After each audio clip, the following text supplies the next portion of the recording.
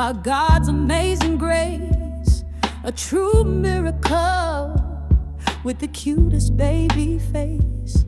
Her parents, Margaret and Chuck, yeah, they were surprised, but she was ready, and on January 10th, 1960, she arrived. At the age of 2, they moved her to a small town, a Sergeant Bluff, where things were quieter and you barely heard a sound.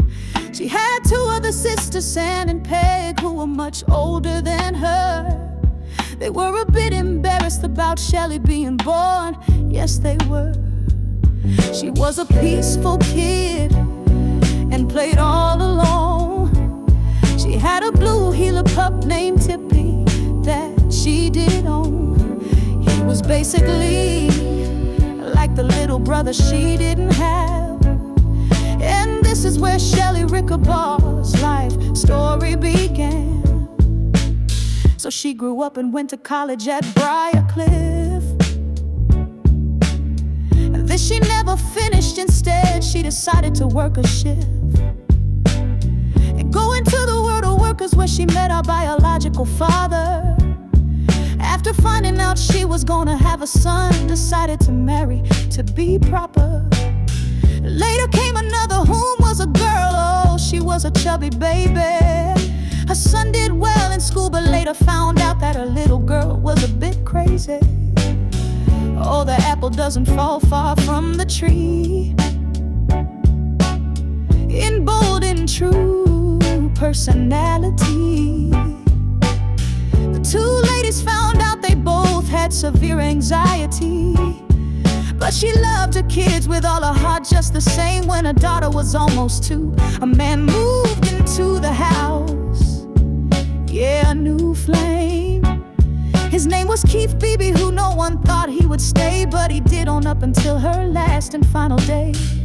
They bought a piece of land outside of city limits, where they wouldn't hear the city ruckus, just the country crickets.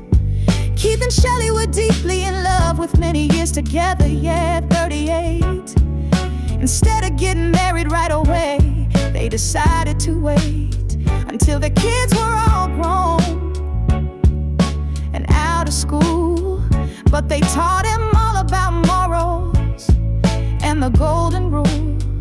Oh, she became Shelli Beebe on September 27, 2002. 22 married years, with lots of love, blood, sweat, and of course some tears.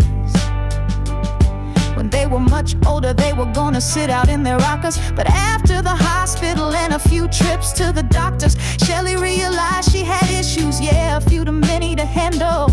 Now for her we light a respectful candle. Yeah, we say a prayer or 2 to keep her spirit alive.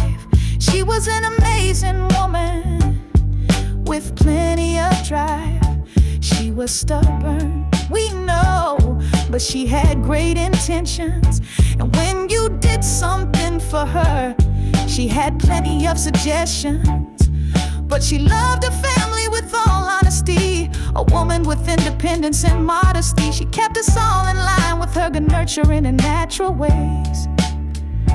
Now it has been 6 months and 3 full days since she went up to heaven, yeah, out of our reach.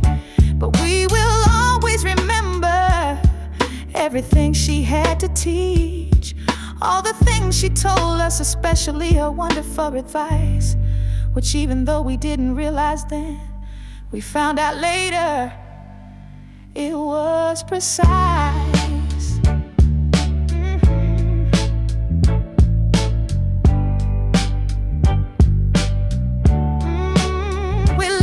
Shelli, a great wife, mother, sister, niece, and friend. Up to